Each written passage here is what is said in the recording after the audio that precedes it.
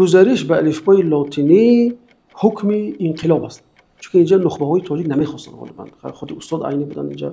در اون نامه گفته میشد که بعض عنصرهایی که نمیخواهند همین امت سویتی، یعنی امت شوروی تشکیل یابد و خلق سویتی تشکیل یابد، مقابل گذاشتن با الفبای نو است.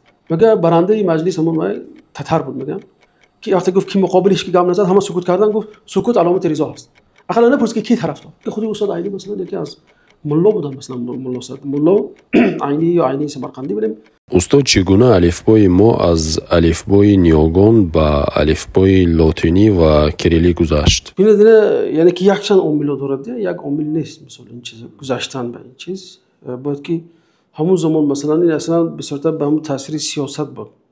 اول مثلا ببینیم وقتی این بلشویک‌ها حکومت گرفتند و با پا ایستادن به اصطلاح دیگه، دشمنای او سفیداشون هم دست کردن، منشویک‌ها هم دست کردن، دیگه هر کی کنتر رولوشنر میگفتن به اصطلاح خودشون ویام نابود کردن، شروع کردن به ساختن دولت خود. و یکی از هدفهای مهم اونها این بود که انسان سویتی سازن. یادتون باشه ما درباره وقتی مثلا گفتیم که اونا یعنی از اسلام بسیار چیز گرفتن، بلشویک‌ها، از جمله همین مفهوم امته. چون که بلشویک‌ها که دولتش دولت اینترنشنالی بود و اونجا تاجیک و ازبک، یعنی که صدها قومیت‌ها بود اینجا.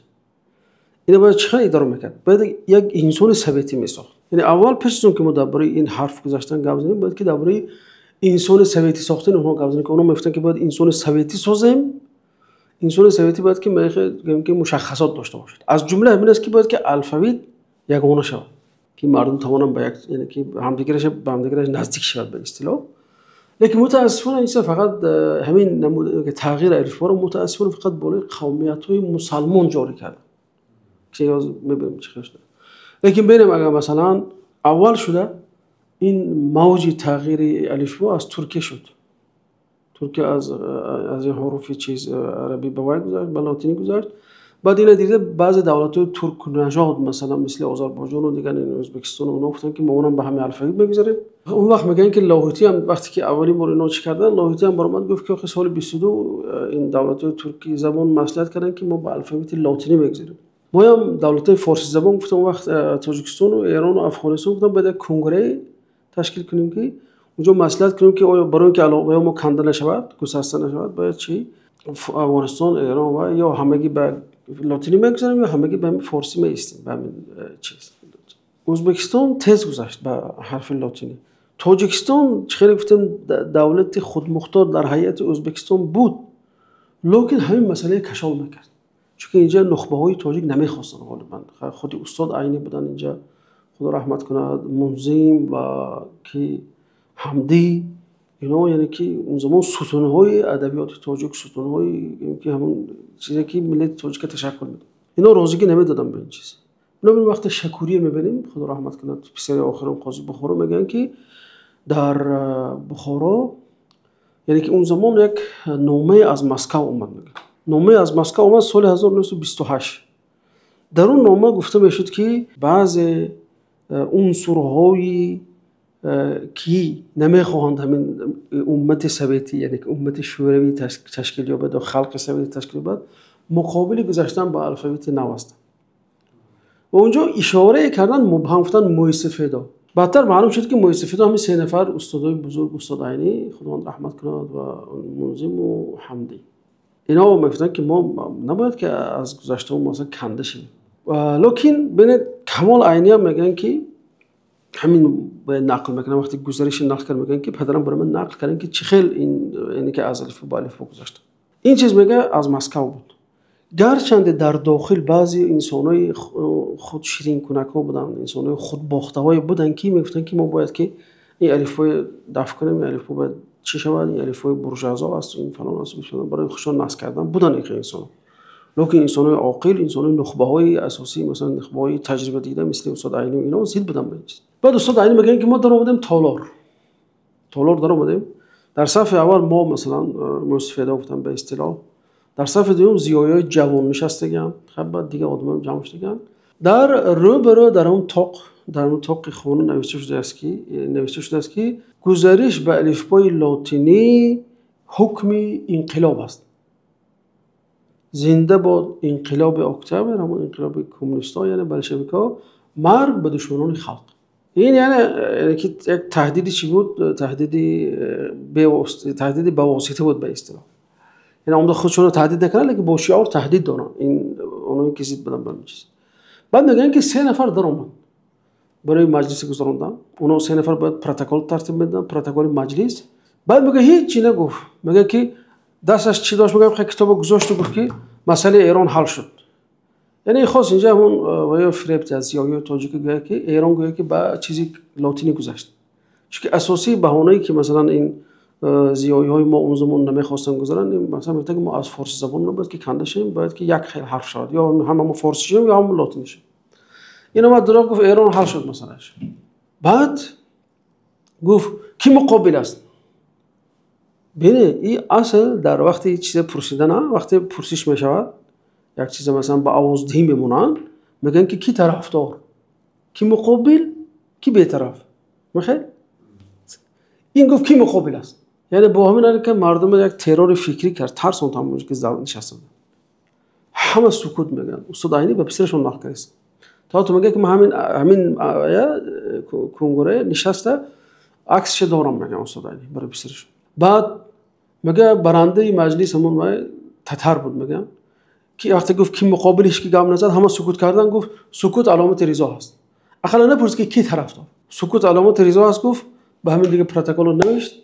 یعنی یه شخصی که از کی میگه اومده از طرف شمال اومد بالای مردم چی همین یک الف رو بار کرد. یعنی تصور کنید ما چند بار همین چیز تاکید کردیم، گفتیم که اومدن با همراه خودشون یک چی داشتن، یک روی خط داشتن. روی خط چی بود؟ این کار ممکن نه، این کار ممکن نه، این کار ممکنه، باید این کنه، باید این کنه، باید این کنه. این از کی کجا اومد؟ فرهنگش دیگه است، زبانش دیگه است، نوشتارش دیگه است، دینش هم دیگه است. اومد بالا ما هر چی که خواست همون گفتم که گفت باید زن‌ها شما خیلی انجام نپوشن، باید مردم شما مثلا فلان خیلی انجام نپوشن، باید این جنبه‌هاشون رو کشن، باید سلاح‌هاشون رو کشن، باید این کنن، باید کنن. این طرز امارت شما، معماری شما برای معقول نیست، باید معماری خیلی باشد. تمام معماری‌هایی که تا اون زمان بود همش رفت.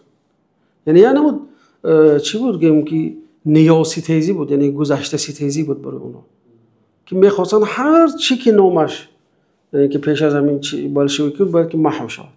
یعنی می‌خواستن که مغز مردم رو زدوده کنن از اون گذشته هاشون. می‌خواستن از گذشته باید قیچی شود. یعنی که گویا که میگفتن که شما هیچ چیزی هستید، شما بی‌سواد هستید، شما سواد ندارید، با این خط شما سواد برآورده نمیتونید. حالا که با همین خط، محض با همین خط ما رودکی دار شدیم، ما سعدی دار شدیم، حافظ دار شدیم، فلان دار شدیم. همه بزرگان ما، همه متمتیکان ما، هم بیرونی، هم خوارزمی، هم مثلا جغرافیا، طب، هم همش به همین حرف میرسن. به همین چیز اولا ما مثلا به شگفت آوردن گذشته ما، لیکن اینها بردارا مردم سے تلقین کردند و همین نمود که حرفی از بعد جلو کرد. جهادوس خان درباره خود استاد عینی گفتم، بسیار همین چیز به استاد عینی مثلا چی میکنن، این تهمت بار میکنن. در اون دیدیم که استاد عینی میگن که همین حالت بود، یعنی این چیز فرمان از مسکو بود، این استاد زیدیت میکردن، طرفدار میکنن، این چیز میگذشت که میگذشت. از اون رفت مجلس و جلسه خودش معلوم بود که چه خیلی نور تعریف کرد. در حالی که می‌بینیم که خود استاد عینی مثلا یکی از ملا بودن، مثلا ملا عینی یا عینی سمرقندی، ببینیم چند کتابو نوشتن درباره تجوید، تهذیب الصبیان دارم مثلا استاد عینی که در اون وقت مکتب اصول صوتی وقت تشکیل میشد اول، و مکتبای پیشینه اینا میبینن یک مدت ریفورم میکنن. استاد عینی در این چیز خیلی فعال بودن، خدا رحمت کنه. در این چیز کردن این مکتب‌ها در کتاب تاریخ انقلاب بخارا هم هست. حتی اونها یک نمود جمعیت فرهنگی تشکیل کردن برای خاطر مردم از جهت فرهنگی بیدار کردن. مثلا مکتب‌ها رو به نو در آوردن، مثلا سبک نو در اونجا همه علم‌ها باید تدریس شود، با همراهی علم‌های دینی باید علم‌های مثلا دنیوی، فیزیک، شیمی، متمتیک همه اونا رو چه شود. استاد در مجلس خیلی فعال بود. کسی می‌خواد که در این مسئله به صورت معلومات بده، اون کتاب تاریخ انقلاب خود بخارا ببینه، در این مسئله خیلی زیاده. یا خودم کتاب ضرورت دینی یکی از مثلا صدقات جاری استاد عینی است که مثلا یک چند نسل به همین کتاب تربیت یافته. مثلا ما هم از نسل همین کتاب هستیم، شخصا ما از نسل همین کتاب هستیم. این کتاب سبز بود، چاپ شده بود اون وقت در مکه چاپ شد، حاجیان میرفتن برای حاجیان تقسیم میکنن، حاجیان اومدن اینجا با مردم وقتی زیارت میرفتن میدادن کتاب ضرورت دینی که بالاش نوشته که مولا صدرالدین نیست، مولا عینی سمرقند. حالا که در همون زمان ظلم و ستم شوروی استاد چند بار نامه میاد از طرف افغانستان اونجا ببینن که همین کتاب اعظم شما چاپ کنید اجازه هست. استاد میگه ما چاپ کنید اجازه است. دو بار یا سه بار قرار در اون کتاب تاریخ پسرشون آورده از تاریخ این بخارا در مقدمش که استاد اجازه دادن که همین کتاب چاپ شد. همین سالهای 90 و 95 و 96 در مکه چاپ میشد کتاب و برای حاجی ها تقسیم میکردن همون مهاجرایی که از جای ما رفتگیان پیش. و این کتاب یعنی که خیلی کتاب خوبی است. مثلا گیریم درباره هم کمتر درباره عقیده گپ میزنه در بدایت کتاب و بعد دیگه مسائل فقهی گپ میزنه که اون زمان یک کتاب ابتدایی برای هم مدرسه ابتدایی همچنین حساب میشه. و خود کتابی مثلا تجوید هم مثلا ترجمه کردنشون طلب کرد که انسان مولا بودن. خب دیگه این زمان شوروی اومد و چی شد دیگه شاید بالاش و فشار اومد و اینا دیگر لیکن به شکلی انسان مولا بودن همون توقی و مثلا هیچ وقت اثرشون بیرون نرفت. هم ریشم مثلا ریشم وقت مثلا ریششون گرفته نشد از این آدم مثلا ببینم با همون شکل موندن. تا نوشتن هم پسرشون میگن که بعد این هم گرشنه که حرف بلاتینی شد استاد همیشه با چی می‌نویسن؟ به حرف فارسی می‌نویسن.